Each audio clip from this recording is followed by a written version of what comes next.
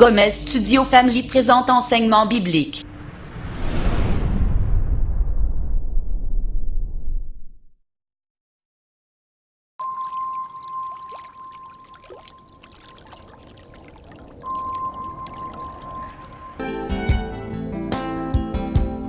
La verdad, en su palabra bendito está.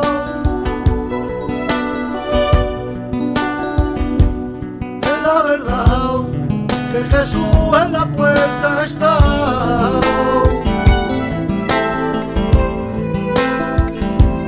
Es la verdad, que Jesús pronto volverá.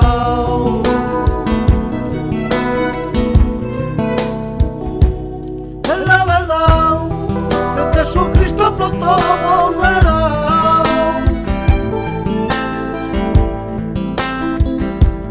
Es la verdad. Gomez Studio Family présente enseignement biblique. Thème du jour, le tabernacle, avec le pasteur Francis Llorens. Bien, ça fait déjà plusieurs semaines que nous tournons autour de l'autel des Holocaustes.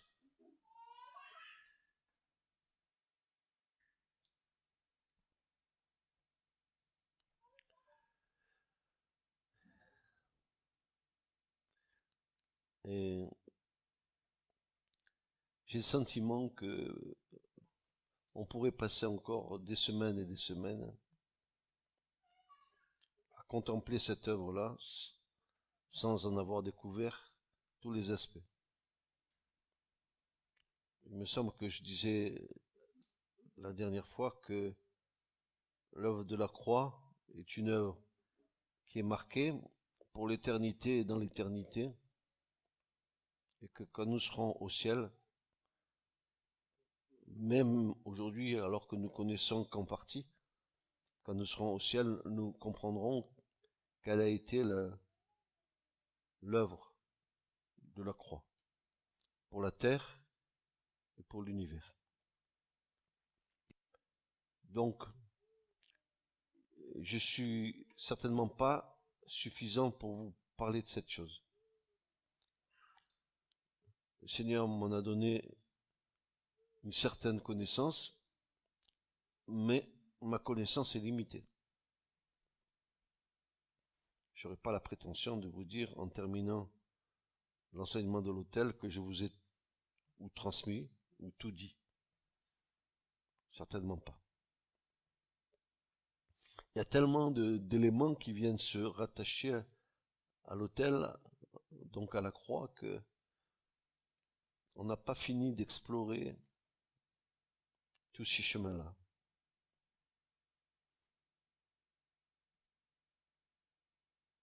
Rédemption, pardon, effusion de sang, expiation, rédemption,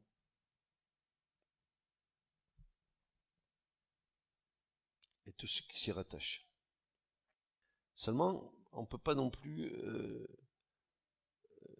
terminer cet enseignement sans avoir vu deux axes principaux et les raisons pour lesquelles Dieu a voulu que le tabernacle soit dressé au milieu des hommes. Il avait une raison, outre sa présence et son désir, son intention profonde d'habiter au milieu de son peuple, et nous avons vu dans les autres enseignements que nous avons eus que le plan de Dieu n'était pas simplement d'être au milieu des hommes, mais qu'il voulait être dans l'homme, qu'il voulait faire sa demeure en nous.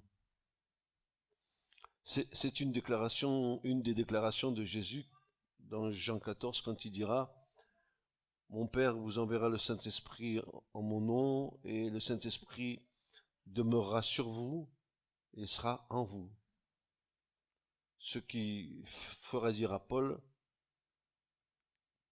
que nous sommes le temple du Saint-Esprit. Ce qui fera dire à Paul, si nous sommes le temple du Saint-Esprit, glorifions Dieu dans notre corps. Donc,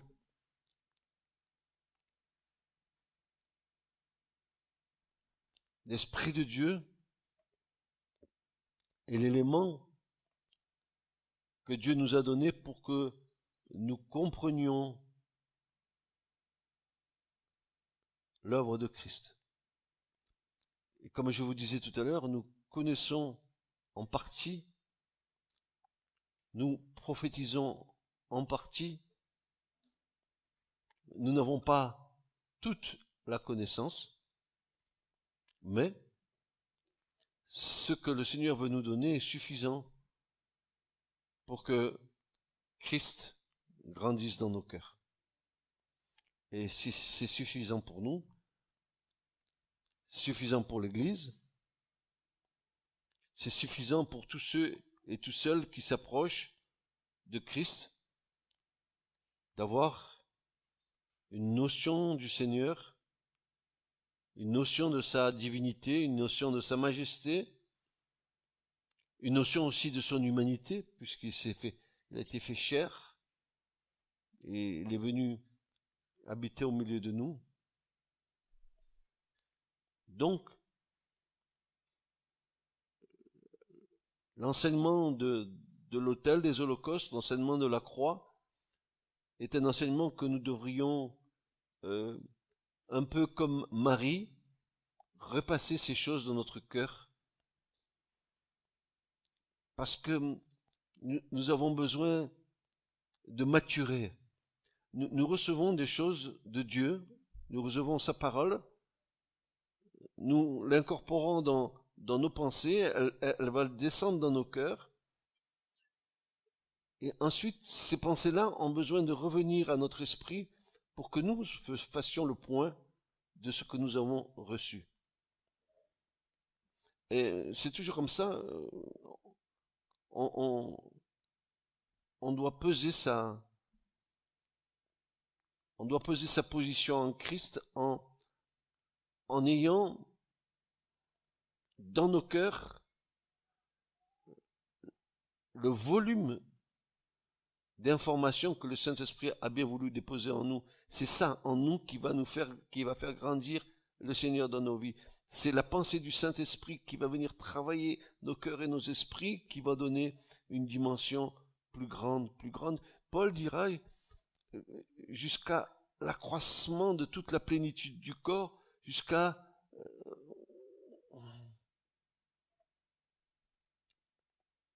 que nous puissions grandir à la stature de Christ. Tous ceux et celles qui veulent avancer avec le Seigneur devraient prendre en considération que la connaissance que l'Esprit de Dieu nous transmet n'est pas une connaissance simplement pour connaître, comme la connaissance que nous avons dans le monde naturel. Mais la connaissance que nous transmet le Saint-Esprit, c'est pour nous faire grandir, pour que nous soyons à l'image de Christ. Un jour, Jésus a dit à ses disciples qui lui demandaient, mais c'était Philippe, c'était Thomas qui lui demandait, mais montre-nous le Père. Et Jésus leur dira, mais depuis si longtemps que je suis avec vous et vous ne m'avez pas connu. Mais celui qui m'a vu a vu le Père. Il faut que les gens voient en nous la présence du Seigneur.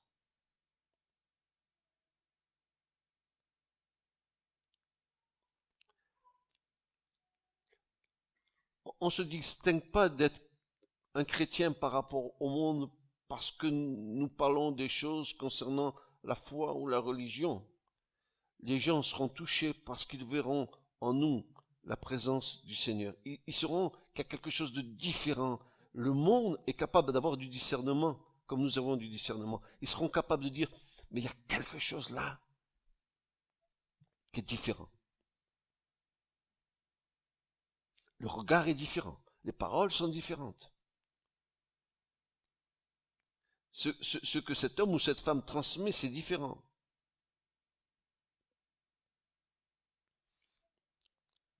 Être enfant de Dieu, c'est être différent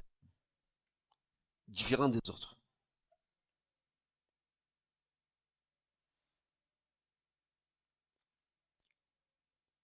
Tout cela parce que Dieu a voulu, il a désiré vivre en nous, et c'est un grand privilège que nous avons. Nous avons cette présence dans des vases de terre, et nous devons chérir en nous l'Esprit de Dieu qui vit en nous. Jacques va le dire, chérir l'Esprit de Dieu qui vit en nous. Nous avons trop tendance à ne pas prendre conscience que l'Esprit, nous sommes tellement préoccupés par les choses de la vie, que nous perdons de vue que Christ vit en nous. Et Paul fera cette déclaration, il le dira aux Philippiens, il va dire, pour moi, vivre, c'est Christ, et la mort m'est un gain. Toute sa vie était dirigée vers le Christ.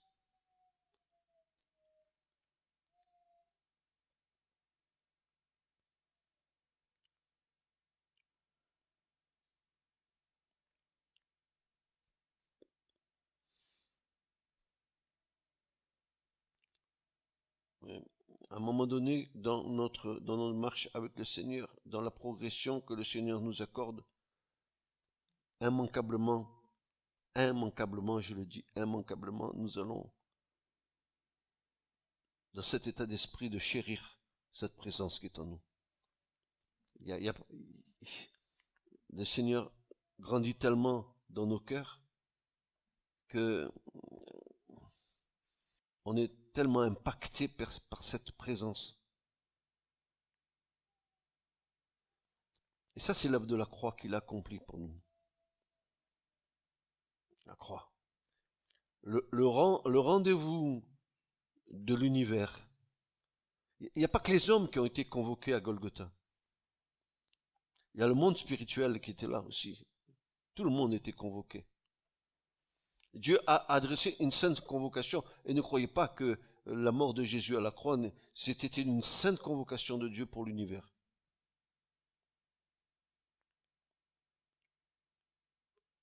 Le psaume 22, le psalmiste inspiré par l'Esprit dira cette chose merveilleuse, il dira que autour de la croix, des taureaux de Basan, des lions rugissants, des chiens sauvages qui déchirent, étaient là autour de la croix, dansant la farabole infernale autour de celui qui est le Fils du Dieu vivant et qui allait mourir à la croix pour nous.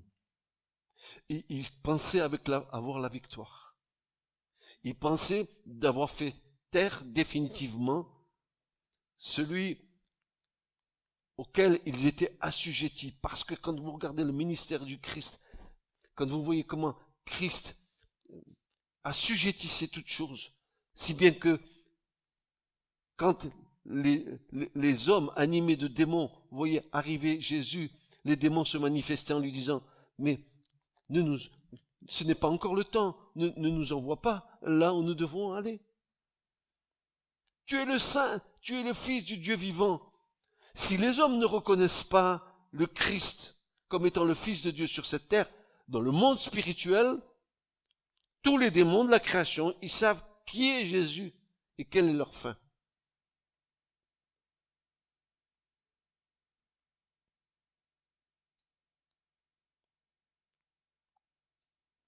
Tu es le Saint de Dieu. Tu es le Fils de Dieu. Jésus leur disait, taisez-vous. Il avait autorité. Parce que les démons s'exprimaient au travers des personnes. Les voix des personnes étaient saisies par les esprits et les voix qui sortaient de la bouche de ces personnes, c'était la voix des démons. Combien de fois nous avons vu ça? Combien de fois nous avons vu des femmes, n'est-ce pas, qui étaient prises par des esprits, par des démons, qui avaient des voix d'hommes? Combien de fois nous voyons comment l'ennemi est capable? Car il a une puissance. Ne le sous-estimez pas. Et ne le sous-estimez pas en pensant que vous pourrez vous en défaire comme ça. Il est tenace. Il faut lui enlever tous ses droits. Et Jésus est venu. Il est venu. La lumière a brillé au milieu des ténèbres. Et les ténèbres ont fui devant lui. À la croix, ça a été ça le spectacle. Vous croyez que c'était simplement Jésus suspendu entre ciel et terre au milieu de deux autres hommes? Mais il y avait plus que ça. Il y avait la foule, mais il y avait plus que la foule. Il y avait les gens religieux, il y avait plus que les gens religieux. Et si le Père avait voulu que ça soit vu de tous, il y aurait eu un grand étonnement. D'ailleurs, je ne sais pas si vous avez vu le film sur le Christ. Qui c'est qui a fait ça avec, comment il s'appelle l'artiste? Pardon? Il a bien montré dans son film comment les esprits, les démons influençaient les foules pour que Jésus soit crucifié.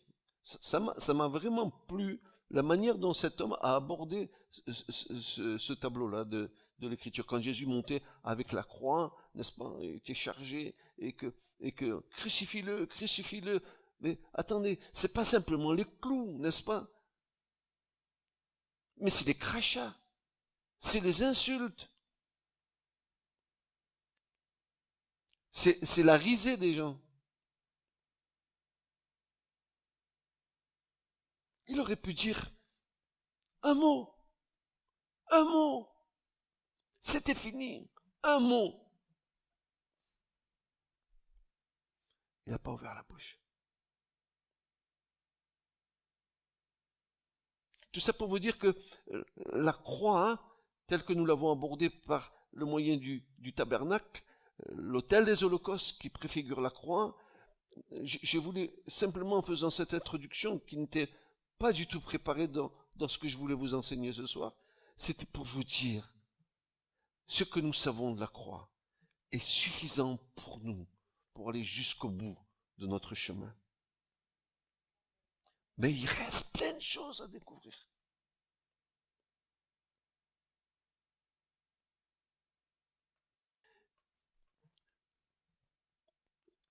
Je voudrais vous rappeler ce qu'on disait la semaine dernière.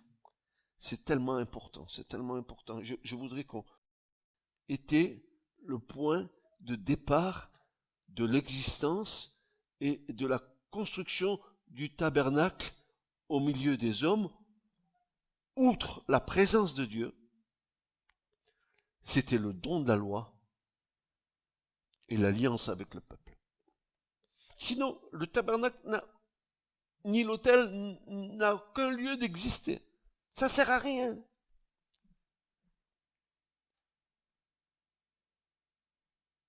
Le don de la loi et l'alliance avec le peuple. Dieu nous a donné ses commandements, il fait alliance avec nous. Tout ça sur quelle base? La base du sang. Nous allons le voir. On l'a entendu déjà la semaine dernière. Je veux le rappeler pour que ça se grave dans nos cœurs, ça se grave dans nos esprits, parce que ce sont des éléments qui appartiennent à l'éternité, ce sont des choses qui ont été dans le cœur du Père que Christ a réalisé. La raison d'être du fonctionnement du tabernacle était avant toute chose, était de faire satisfaire la justice de Dieu. C'est l'élément essentiel pour lequel le tabernacle a été construit. Outre la présence de Dieu au milieu de son peuple, c'est que Dieu allait faire avec ce peuple quelque chose d'extraordinaire. Il allait lui donner sa loi, et puis il allait faire une alliance. Mais écoutez, quand vous vous mariez, c'est pareil. vous allez passer devant le secrétaire de mairie. Il va vous rappeler la loi. Tu prendras soin de ton épouse, tu la nourriras, et il va te sortir la litanie de tout ce que la loi humaine t'impose dans ta relation avec ton épouse. Ensuite, vous dites oui tous les deux, c'est l'alliance qui est conclue. Eh bien, où croyez-vous que les hommes ont pioché ça? D'où vous croyez? Vous croyez que c'est l'intelligence humaine qui a... Non, non, non. C'est que tout ça, c'est une réminiscence qui vient de Dieu et que les hommes ont gardé.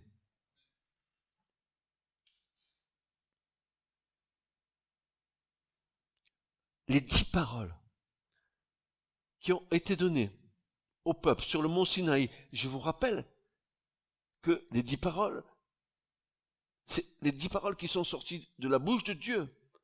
Je vous rappelle que ces 10 paroles-là, c'est Christ, la parole manifestée à Israël. Parce que sur le mont Sinaï, c'est bien le Christ qui était là. Lui, le logos de Dieu, lui, le memra de Dieu. En hébreu, memra, c'est la parole incréée de Dieu. La parole qui existe de par elle-même. Elle n'a pas été créée par quiconque. Elle est là.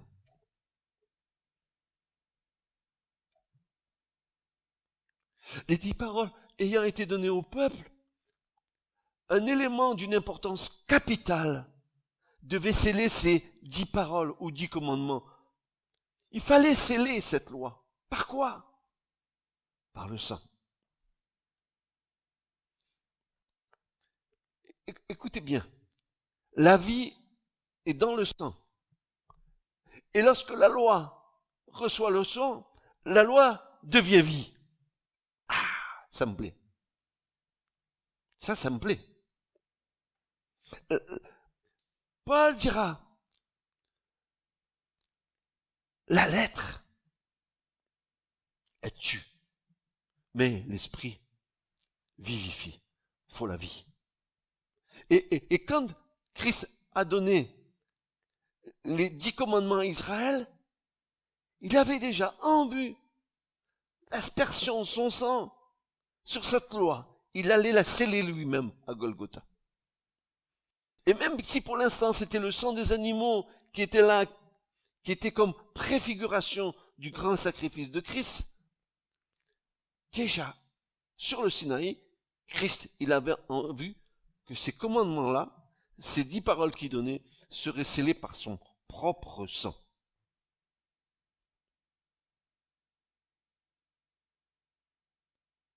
Voyez-vous, nous ne pouvons pas avoir une vision, comment vous dire, une vision de près. Si, nous devons l'avoir, mais nous devons avoir aussi la vision de loin. Il nous faut voir plus loin.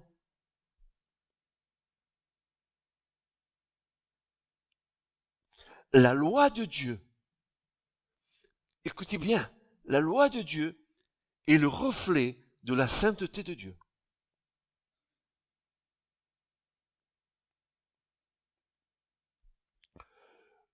Le sang est l'élément qui nous mène au Père. Depuis la porte du tabernacle jusqu'au lieu très saint, le chemin est jonché de sang. Le tabernacle est jonché de sang. Le lieu saint est jonché de sang. L'arche d'alliance du sang, le jour des propitiations, le jour des Yom Kippour, le jour des Kippourim, le sang est versé sur le propitiatoire. Le sang est à la base de toute alliance avec Dieu.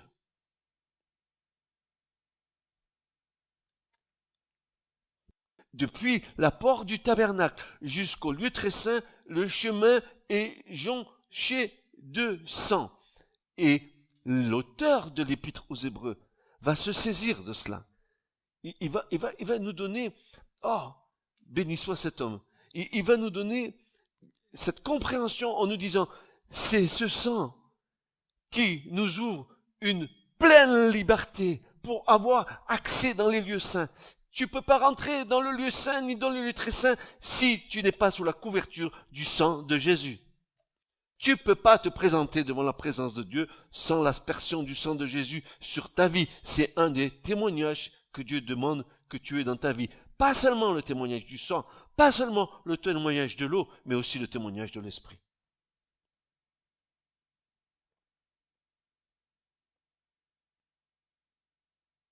Hébreux 10, verset 19 nous dit ceci.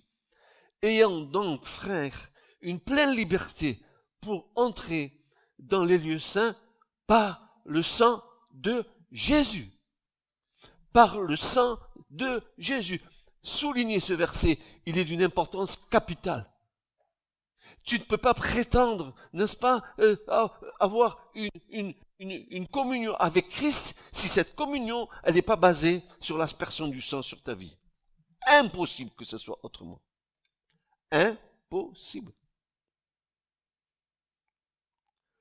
Hébreux 10, 19, ayons donc, frères, une pleine liberté pour entrer dans les lieux saints par le sang de Jésus. Mais alors, ça c'est pour nous aujourd'hui.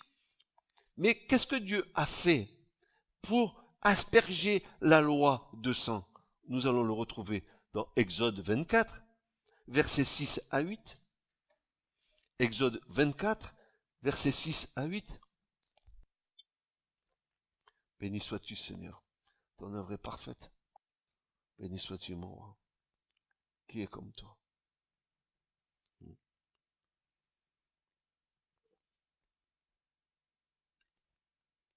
Je bénis ton nom, Seigneur. Exode 24, versets 6 à 8. Moïse, qu'est-ce qu'il fit? Il prit la moitié du sang et le mit dans des bassins. Et de la moitié du sang, il fit aspersion sur l'autel. Vous vous rendez compte, là, vous vous rendez compte cette symbolique qu'elle a?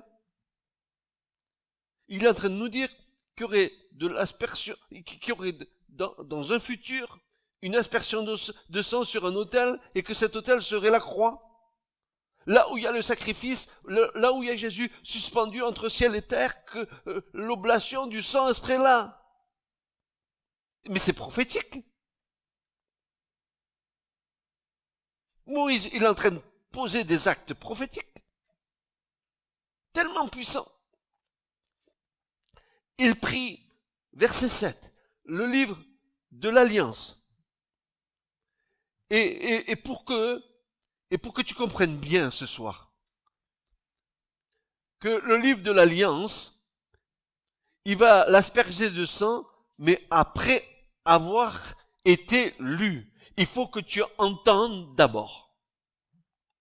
Il faut que tu sois d'accord d'abord. Il est dit, il prit le livre de l'Alliance et le lut aux oreilles du peuple. Ils dirent, tout ce que l'Éternel a dit, nous le ferons et nous écouterons. Et moi je dis, menteurs comme nous sommes menteurs. Parce que nous avons entendu les 10 commandements et nous les avons transgressés je ne sais pas combien de fois. En mentant, en trichant, en volant, en faisant des faux témoignages, en piquant la femme de ton prochain. Et en avant, en avant. Il faut que tu entendes ce que la loi dise. Alors le sang, il aura une efficacité. Regardez ce qu'il est dit là. Il prit le livre de l'Alliance, le lut aux oreilles du peuple. Ils dirent, ah, que c'est bien quand tu es entre frères, hein. Oh, quelle belle prédication. Oh, qu'est-ce qu'il a bien prêché, le frère Francis. Oh, alléluia, que c'est bien, bien, bien, bien. Seulement, dès que tu tournes le dos d'ici, ah, qu'est-ce qu'il en reste dans ton cœur? Tu as entendu? Est-ce que le sang est venu sceller ce que tu as entendu?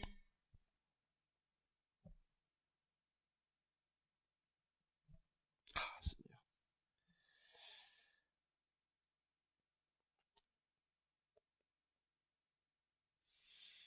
Et bien sûr, Moïse, il va prendre le sang, et qu'est-ce qu'il fait? Il en fit aspersion sur le peuple. vous êtes un peuple acquis par Dieu au travers du sang de Jésus. Non, non, non, je répète, vous êtes un peuple acquis à Dieu au travers du sang de Jésus qui a fait aspersion de son sang sur vous.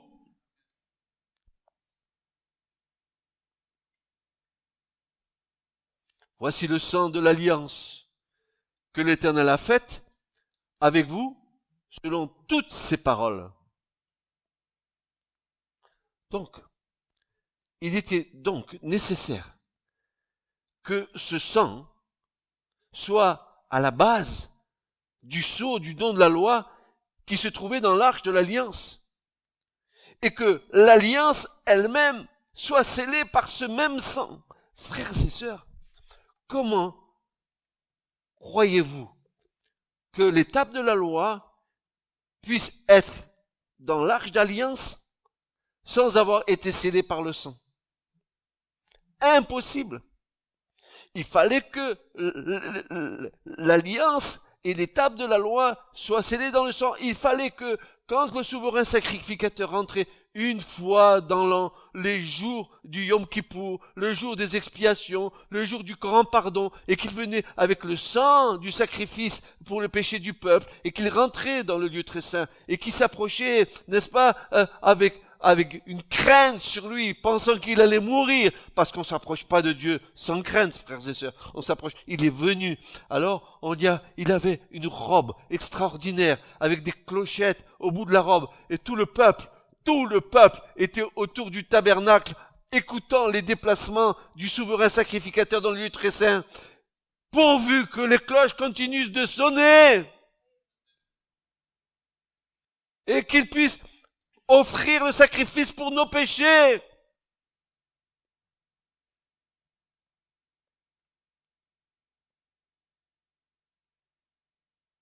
Et le souverain sacrificateur venait avec crainte et tremblement, et je vous passe pas des 8 jours qui précèdent ce temps béni de l'expiation où le souverain sacrificateur était mis à part devant les anciens d'Israël. Il se souvenait et il récitait tout ce qui était de la parole de l'Éternel. Il passait 8 jours en jeûne, en prière, pour aller faire uniquement cette cérémonie dont il ne savait pas s'il en sortirait vivant.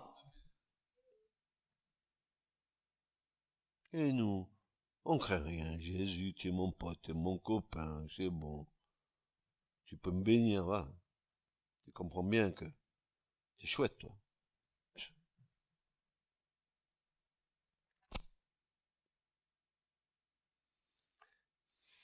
Hébreux 9, 19. Seigneur, prends pitié de nous.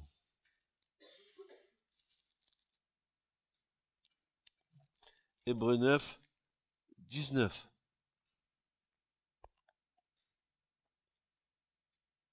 Et 18. Verset 18 du chapitre 9 de l'Épître aux Hébreux. Il est dit ceci. De là vient qu'aussi la première alliance n'a pas été inaugurée sans du sang. Car chaque commandement, pour ce qui concerne la loi, a été proclamé par Moïse à tout le peuple. Tout le peuple a entendu la loi. Tout le peuple a entendu les 10 commandements. Tous. Parce que la loi qui est transmise au peuple d'Israël, c'est une loi divine qui vient d'en haut. C'est une loi qui fait loi dans le royaume de Dieu. Il dit ceci. Car chaque commandement, pour ce qui concerne la loi, ayant été proclamé par Moïse à tout le peuple, il prit le sang des veaux et des boucs, avec de l'eau et de la laine écarlate et de l'hysope, et en fit aspersion sur le livre lui-même et sur tout le peuple, en disant, c'est ici le sang de l'alliance que Dieu vous a ordonné. Et de la même manière, il fit aspersion du sang sur le tabernacle aussi, et sur tous les ustensiles de service.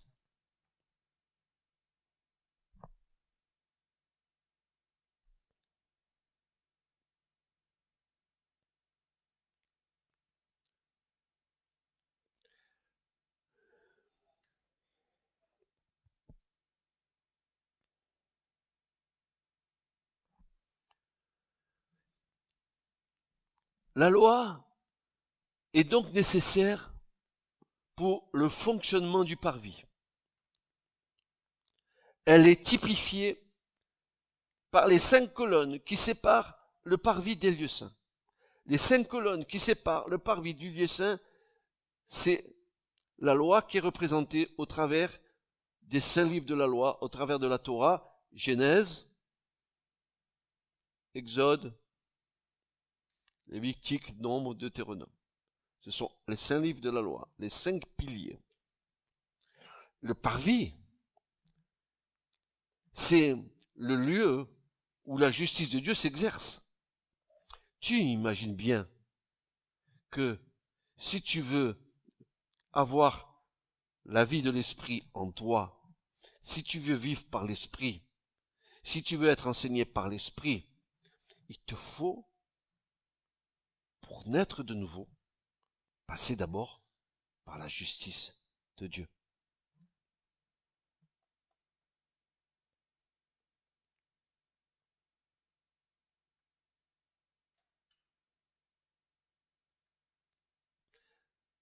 Souvenons-nous que ces mêmes colonnes étaient de bois de sittim, couvertes d'or, avec des bases d'airain. Dieu nous révèle que la question du péché a été réglée pour toujours et que cela vient uniquement que par lui. Nous pouvons pénétrer sans crainte dans le lieu saint désormais. Sans la loi, je le dis bien, sans la loi, le tabernacle n'avait aucune raison d'exister. Parce que si la loi te condamnait, il fallait bien qu'il y ait le moyen pour que tu sois pardonné. Et le pardon, c'était l'autel. C'était la croix.